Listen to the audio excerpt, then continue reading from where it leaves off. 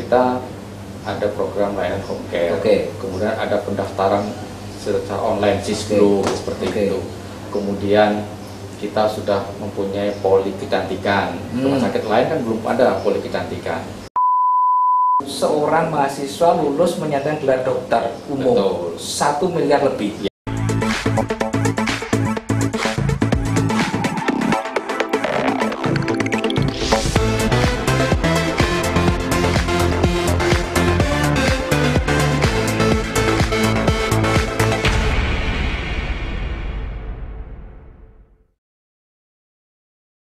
Selamat siang, Dr. Fauzan Adima. Selamat siang.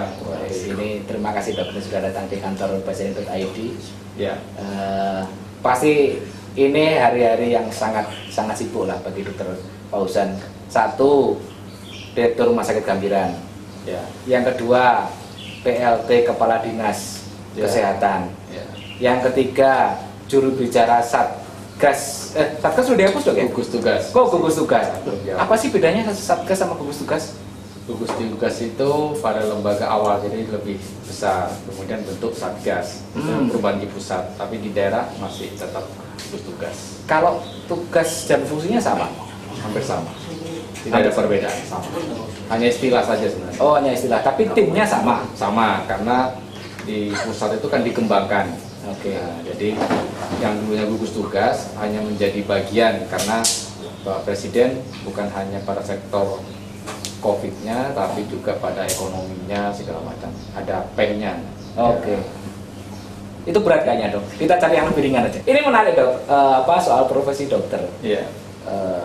Dulu ketika saya kecil, orang tua selalu bilang, oh sinau sing sregep ben dadi dokter. Ya. Nah, saya sering itu belajar, mulai kecil belajar biar jadi dokter, ternyata nggak pernah bisa jadi dokter. Nah, belakangan, mohon maaf ini dok, belakangan itu beberapa kawan saya, terutama adik-adik tingkat, itu yang adik tingkat bukan adik kelas saya, tetapi dia menjadi dokter di usia-usia yang jauh di bawah saya. Bilangnya malah begini dok, jadi dokter sekarang itu susah mas. Kalau dulu sudah sekolahnya susah, bayarnya mahal, tapi pekerjaannya jelas dan pendapatannya gede. Nah sekarang cari pekerjaannya susah. Nah sebenarnya apakah memang sudah ada perubahan iklim di dunia kerja kedokteran dok sampai seperti itu, ataukah memang hanya teman-teman saya aja yang apes dia kesulitan untuk cari pekerjaan? Ya sebenarnya tidak seluruhnya salah yang disampaikan teman-teman saya. Tetapi gini, memang dengan pergeseran era seperti sekarang ini memang ada perubahan-perubahan yang cukup signifikan, dan itu bukan hanya di dunia medis ya, dunia kedokteran. Hampir semua lini lah, semua profesi sama seperti itu. Terus yang kedua, dari pola pendidikan ini memang zaman dulu, zaman Orde Baru, itu kan profesi dokter masih jarang. Masih jarang karena satu, universitas yang buka fakultas kedokteran sangat sedikit. Itu hanya didominasi oleh universitas negeri. Itu pun tidak semua universitas negeri yang buka fakultas kedokteran. Yang kedua, ada intervensi pemerintah, ada subsidi dari pemerintah untuk pembiayaan mahasiswa kedokteran.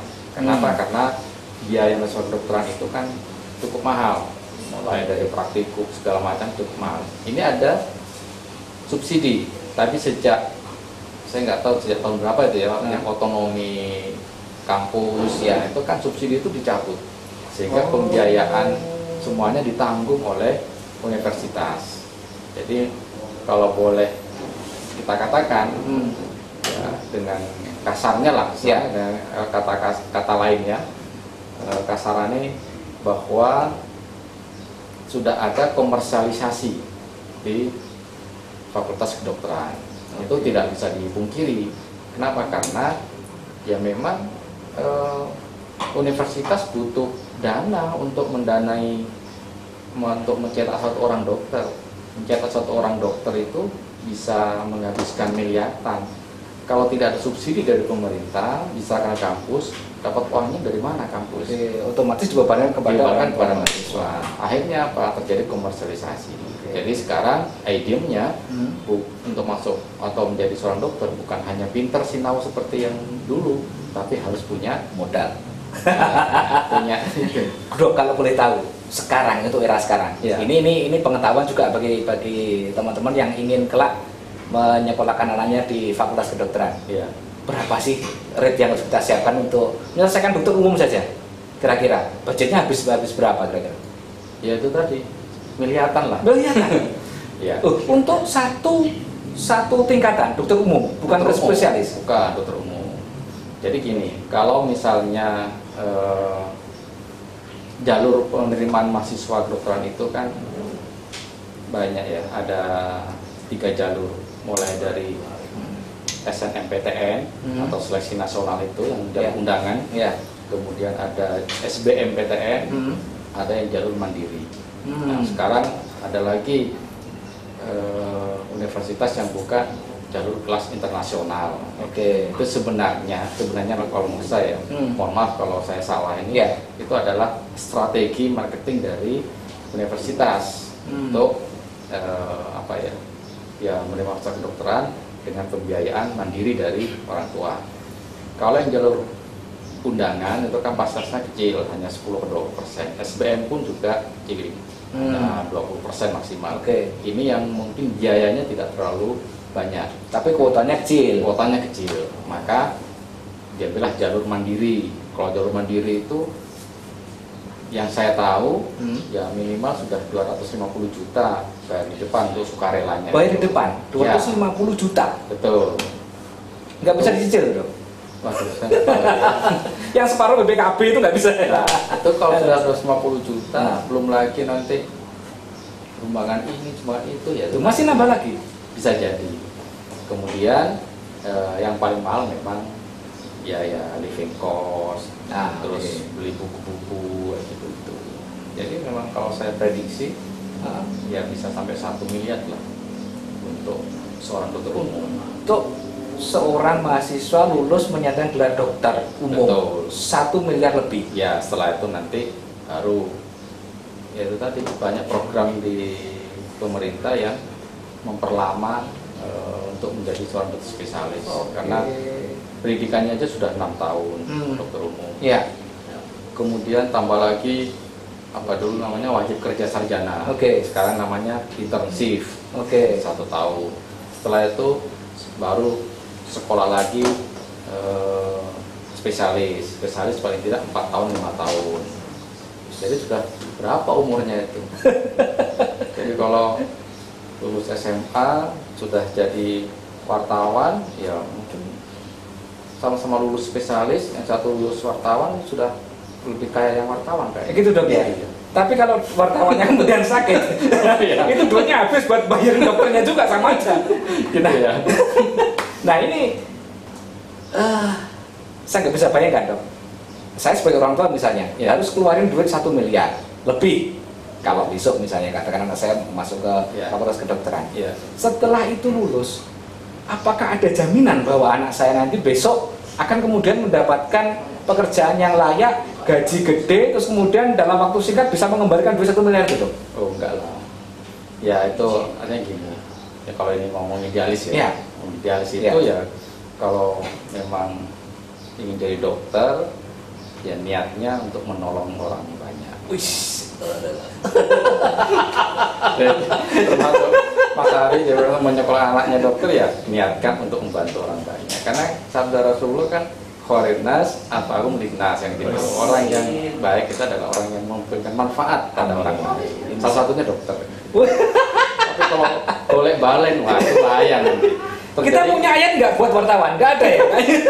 Kita punya ayat kayaknya. Jadi komersialisasi dunia medis yang bahaya. Bayangkan nanti kalau misalnya seorang dokter mau operasi, wah nggak bisa, harus bayar dulu, nggak ada biayanya, nggak bisa. Nah itu kan sudah nggak benar.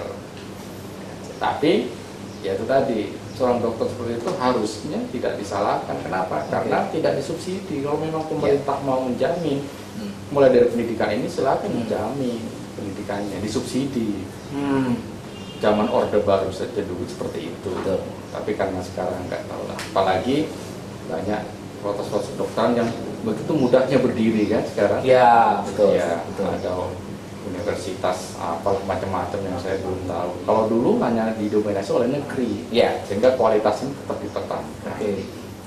Jadi tidak bisa ketika dunia pendidikan kedokteran itu dikomersialisasi atau di era bebaskan, Ya. sementara begitu jadi dokter dikekang, disuruh sosial terus, nggak mungkin lah. Kalau memang profesi dokter mau disosialkan, maka dari hulunya ini, dari pendidikannya juga sudah harus ditanggung, harus dijamin dong oleh pemerintah. Dok, yang saya khawatirkan begini, kalau memang biaya pendidikan menjadi dokter itu mahal sekali, Ya. artinya profesi ini nanti besok kelak akan didominasi oleh segelintir atau sekelompok kecil Ya. masyarakat. Nah, apakah ini besok kelak tidak akan mempengaruhi populasi jumlah dokter, dok? Sekarang kan sudah terjadi seperti itu. Kalau teman-teman media coba melakukan survei, taruhlah di universitas mana yang buka fakultas kedokteran. Ya. Dari mahasiswa kedokteran yang ada di sana, berapa persentase itu yang orang kaya, berapa persentase yang mungkin kalau zamannya Pak SBY dulu ada bidik misi. Ya, betul. Itu sudah kelihatan. Artinya pembiayaan yang mandiri ini semakin banyak. Nah, dan itu nggak bisa disalahkan sekali lagi, karena kampus itu butuh pembiayaan. Nah, kemudian pola ini akhirnya apa? Diikuti oleh pergeseran itu tadi, orang-orang tua yang menyekolahkan anaknya, sehingga terciptalah anaknya dokter, ya bapaknya dokter, anaknya dokter, kayak gitu. Akhirnya ya segelintir orang sekarang sudah terjadi, rata-rata mahasiswa kedokteran itu ya orang tuanya dokter biasanya. Selain memang ya seperti Mas Ari punya anak, kan interaksinya atau kehidupan di keluarga kan banyak berbicara masalah dokter, sehingga terpengaruh. Itu juga ada pengaruhnya juga. Tapi yang paling sering ya karena itu tadi, pembiayaan mungkin. Dokter ada keinginan besok ada anaknya yang jadi dokter? Ya, bebas saja mau jadi apa? anak saya yang pertama ini masuk dokter. Oh, sudah ya? Ya, yang kedua belum tahu lah. Saya bebaskan. Saya bebaskan mau jadi dokter apa maksudnya? Ya, sama saya, semua profesi sama lah. Cuman ya itu saya nggak tahu ya, perlu dianalisis. Kenapa sih fakultas kedokteran itu kok mahal? Ya. Artinya butuh intervensi pemerintah untuk bisa membuat biaya ini menjadi ringan ya? Iya, karena kan pendidikan dokternya spesifik. Beda dengan bukan menyampingkan profesi yang lain, bukan. Artinya gini, kalau dokter itu yang dijadikan praktikum itu kan manusia. Mulai semester 1 kita belajar anatomi, kita praktikumnya ya itu manusia betulan dong? Ya manusia lah. Maksudnya saya pernah dengar sih kadaver itu kan, itu manusia sudah meninggal itu. Ya itu yang kita bedah, itu kita pelajari. Beli mayatnya itu dong? Atau nemu aja di jalan? Waduh, kalau itu ya. Itu dapur perguruan tinggi ya? Ya, tapi kan tidak mungkin lah terus nemu terus langsung dioperasikan. Ada prasyarat tertentu. Artinya kalau dokter ini tidak diintervensi oleh pemerintah menjadi bebas, ya nggak bisa. Beda dengan insinyur misalnya, prakteknya ya mesin. Mungkin kalau wartawan prakteknya ya mesin. Tapi kalau dokter masa prakteknya mau lihat boneka. Nah, makanya nggak lucu ya. Kita periksa orang betulan, waktu prakteknya yang kita bedah misalnya sektois gitu, kayaknya nggak menarik juga. Nah, makanya nggak sama lah, dipegang itu juga nggak betul. Nah, ini ya salah satu pembiayaan yang besar. Maka pemerintah harus hadir sebenarnya. Saya nggak tahu ya kebijakan di pusat apakah sudah ada subsidi. Tapi kalau saya baca, memang di otonomi kampus semua tidak ada subsidi. Tidak ada subsidi. Tapi nggak perlu lagi, saya nggak begitu paham lah. Oke. Seperti itu. Siap. Nah, dokter ini termasuk yang beruntung kalau dari sisi periodisasi. Artinya ketika lulus kemudian sudah bisa mendapatkan pekerjaan dengan tidak begitu susah daripada dibandingkan angkatan yang sekarang. Ya, ya. Saya melihatnya ada teman dokter itu yang masih kesana kemari walaupun dia pegang ijazah gelar dokter. Ya, ya. Nah, setelah itu pegang rumah sakit. Ya. Rumah sakit dulu atau di dinas kesehatan dulu dokter dulu? Dulu dinas kesehatan dulu, Oh, oke. baru ke rumah sakit. Baru ke rumah sakit. Ya. Gampiran. Ya. Nah, bicara soal rumah sakit Gampiran, Dok. Ini ada pendapat umum Ya. yang mengatakan begini. Sampai kapanpun yang namanya rumah sakit milik pemerintah Ya. tidak akan pernah memberikan pelayanan yang baik. Dokternya, perawatnya galak-galak. Kalau visit kunjungan itu sebentar-sebentar, terus kemudian dokternya juga sering datang telat, Ya. dan pelayanannya akan jauh di bawah dari rumah sakit swasta. Itu rumor atau fakta, Dok? Kalau itu memang stigma ya, stigma. Oke. Artinya mungkin zaman dulu seperti itu, tapi sekarang ini dengan era kompetisi mutu pelayanan seperti itu, tidak mungkinlah RSUD itu memberikan pelayanan seburuk itu. Oke. Bahkan RSUD sekarang, rumah sakit milik pemerintah sekarang berlomba-lomba untuk bersaing dengan swasta. Tetapi memang ada beberapa regulasi Ya. yang itu sebenarnya mengikat sehingga ketika rumah sakit punya pemerintah mau improve, mau inovasi, terbelenggu dengan regulasi ini. Oke. Yang tidak mungkin sama dengan swasta. Tapi kalau mutu pelayanan itu sudah Misalnya sama. apa, Dok? Misalnya yang bisa membuat rumah sakit menjadi agak beda. Wah, sebenarnya kita mau kayak gitu, tapi kita nggak bisa. Itu apa kira-kira? Ya apa ya, kalau boleh saya buka, ini masalah sensitif sebenarnya. Oh, gitu? Tapi nggak apa-apa lah. Gak apa-apa. Contoh masalah pemberian jasa medis. Oh, oke. Jasa medis. Misalnya saya nih, saya seorang dokter spesialis. Ya. Saya kalau praktek atau melakukan tindakan operasi atau memeriksa pasien Ya. di rumah sakit swasta, Ya. saya kan bisa nego dengan direktur rumah sakitnya atau dengan pemilik rumah sakitnya. Saya mau di rumah sakit you mau ngasih berapa ke saya? Oh, gitu. Oke dok, sekali iris sekian juta. Oke, saya setuju. Tanda tangan, saya kerja di sana. Oh. Tapi kalau pemerintah,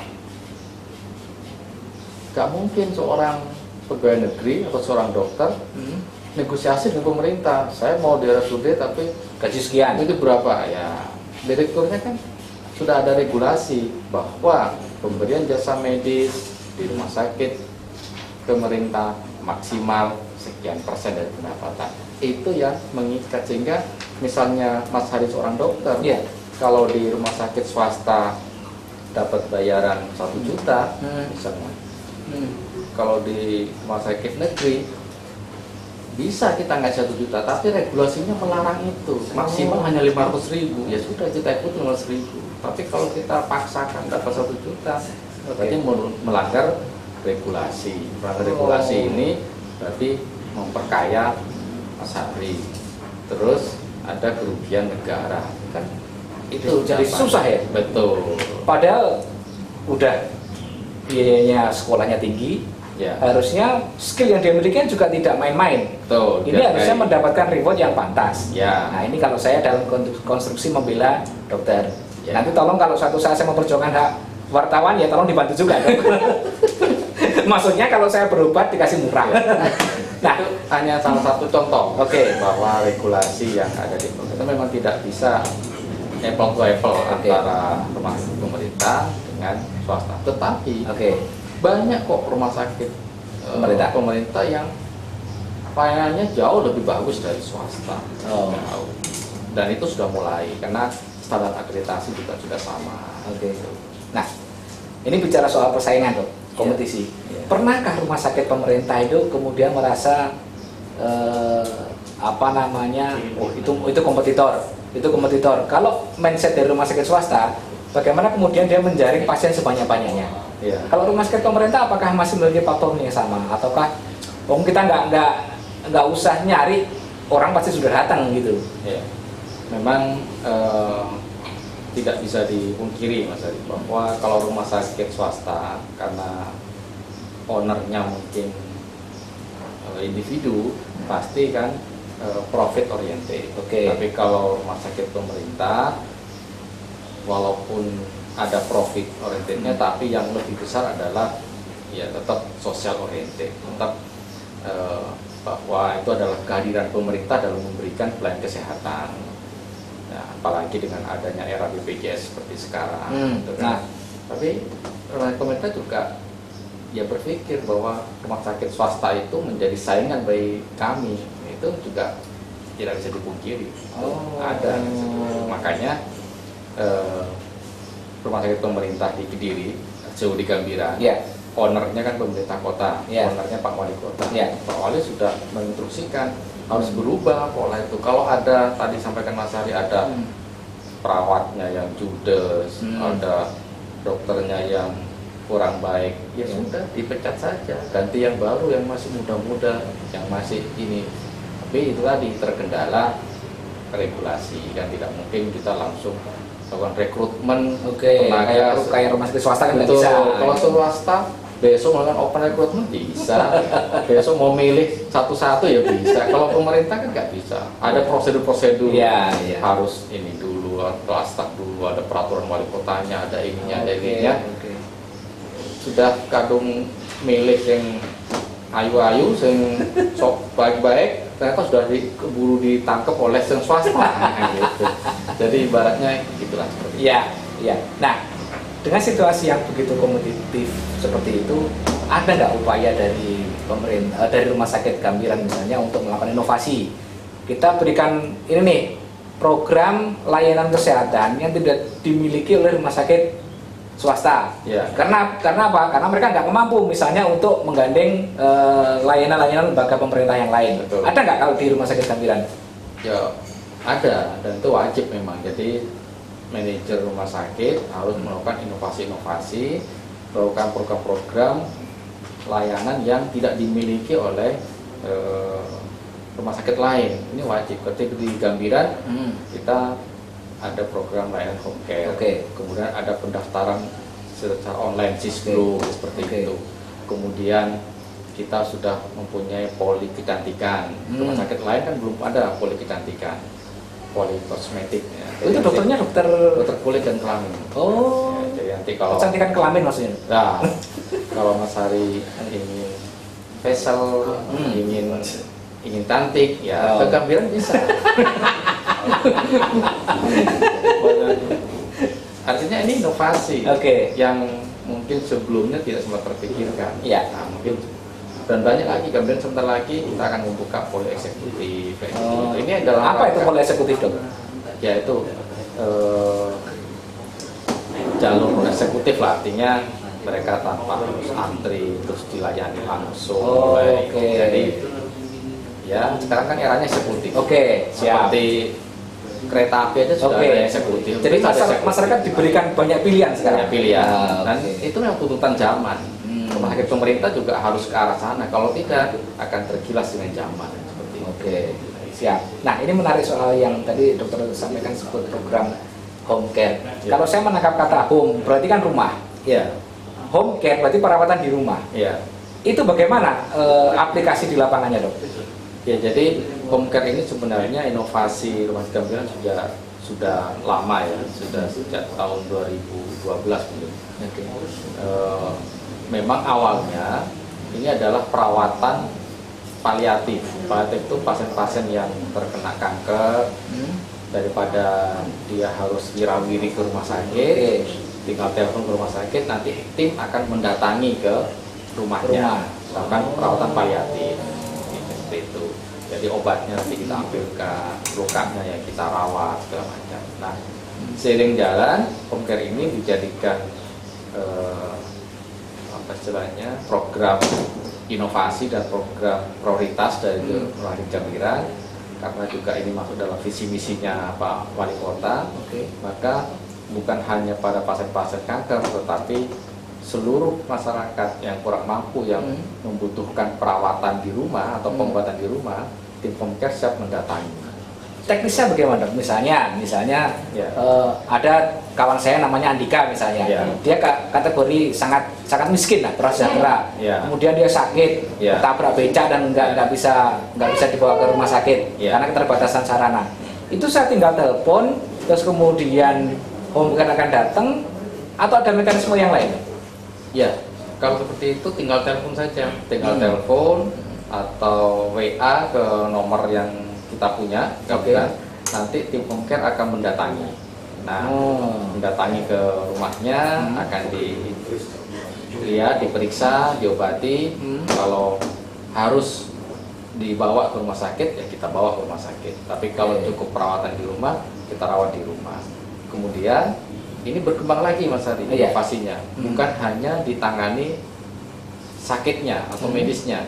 Kalau misalnya pasien ini tadi Mas Andika sangat miskin, kita tanya sudah punya kartu jam keseda belum? Belum sempat ngurus. Nah, kita bantu nguruskan. Itu tim sendiri, itu juga yang tim home care. Oh, belum dapat bantuan sosial dari sembako atau bantuan dari pemerintah, ya kita bantu nguruskan ke dinas sosial. Jadi itulah terintegrasi inovasinya. Jadi terus berkembang. Akhirnya di dalam home care ini bukan hanya menangani sakitnya, tapi sosialnya pun juga kita tangani. Itu full yang membiayai pemerintah atau ada biaya sendiri dari full pemerintah? Full pemerintah. Apa ceruk tadi? Bisa ke sosial? Ya, terus bisa. Kalau misalnya, ini kadang dia tidak bisa ngurus jam keseda karena anaknya belum punya akte. Nah, kita uruskan ke Dukcapil kayak gitu. Karena ternyata masih banyak warga-warga kota yang tidak tahu bagaimana cara mengurusnya. Nah, ini peran pemerintah harus hadir di sana. Mereka bukan tidak mau, tapi tidak tahu. Ya, apa carane? Ada lagi yang tahu tapi berkendala di syarat. Contoh misalnya yang kemarin saya alami, yang saya lihat langsung itu, orang ini nikah siri. Nah, jadi kan tidak punya akte nikah. Padahal untuk masuk ke KK segala macam itu kan harus ada syaratnya segala macam seperti itu. Ya, kita telusuri, kita tanya, kita bantu sebisanya, koordinasi dengan Dukcapil, bisa masuk di KK. Setelah masuk di KK, lalu bisa ngurus jam keseda, ngurus bantuan. Jadi memang terkadang tidak sesederhana itu, Mas. Kadang kan orang sederhana, itu loh orang miskin kok nggak dapat bantuan dari pemerintah. Ya, itu yang sering terjadi. Syaratnya simpel kok, hanya KTP dan KK. Masalahnya dia nggak punya KTP, nggak punya KK. Jadi seperti lingkaran setan. Nah, ini yang harus diselesaikan. Nah, tim home care mencoba masuk ke sana. Jadi ini kerja bersama banyak sektor, tapi leadingnya ada di Rumah Sakit Gambiran. Betul. Jadi pintu masuknya memang dari sakit. Karena begitu sakit, kita bukan hanya disease oriented, bukan hanya menangani penyakitnya, tetapi patient oriented, berorientasi pada pasien, bahwa pasien ini adalah manusia itu ya punya kehidupan sosial, punya kehidupan perumahan, sandang, pangan, papan segala macam itu kalau ada kendala di sana kita coba membantu seperti itu. Oke, siap.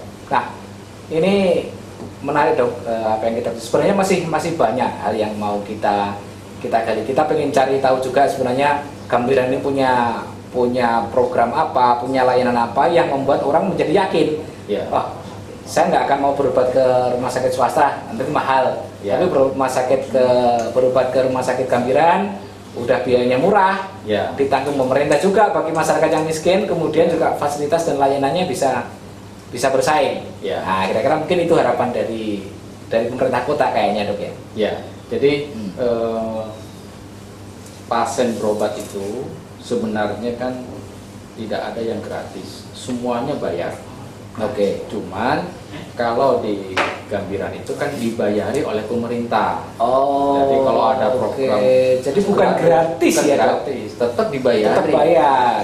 Dibayari oleh pemerintah. Oleh pemerintah. Ya, jadi kenapa? Karena ini kan ada pembiayaan kesehatan. Oke.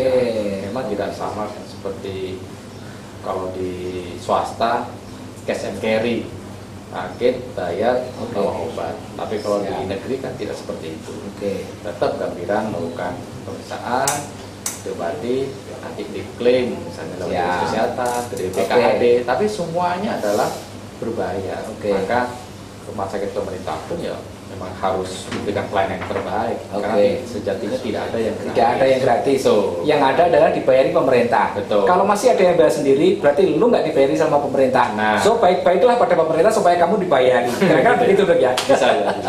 Nah, mungkin itu dulu ya, cukup ya. Iya. Teman-teman, ini sudah waktu kita sudah panjang lebar. Terima kasih atas kehadiran Dr. Fauzan di sini. Ya. Tetap sehat, tetap semangat. Amin.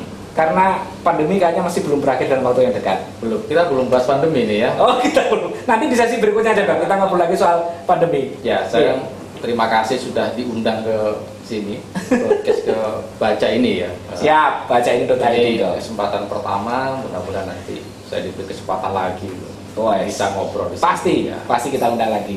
Karena ini media untuk menyampaikan apa ya, sosialisasi lah. Ya, siap. Terima kasih banyak Mas Ari. Terima kasih Dr. Fauzan. Assalamualaikum. Waalaikumsalam warahmatullahi wabarakatuh. Baik, itu tadi pembicaraan kita dengan Dr. Fauzan, Direktur Rumah Sakit Gambiran, kemudian pelaksana tugas Dinas Kesehatan Kota Kediri, juga tim penanggulangan pandemi COVID. Saya tadi lupa mau nyebutnya Satgas atau keliru gugus tugas, daripada keliru, tim penanggulangan gitu aja. Ya. Terima kasih Dr. Fauzan sudah hadir. Tetap jaga kesehatan. Salam. Baca ini.id.